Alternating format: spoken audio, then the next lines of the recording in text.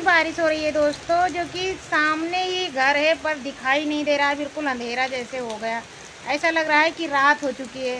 आप लोग देख सकते हैं मेरे वीडियो के माध्यम से, क्योंकि हम अभी शाम का 4:06 हो रहे हैं, लेकिन फ़िलहाल इतनी तेज़ बारिश हो रही है, वो देखिए। ये बारिश से हमारे घर का सब टटिया वटिया टूट गई है दोस्तों। और इधर देखिए कितना ज़्यादा बारिश हो रही है। बारिश तो अच्छी हो रही है, क्योंकि बहुत सारे लोगों की बारिश के लिए धान नहीं बैठ पा रहा था, और हमारा तो बहुत ज़्यादा नुकसान हो रहा है, ये देख सकते हैं।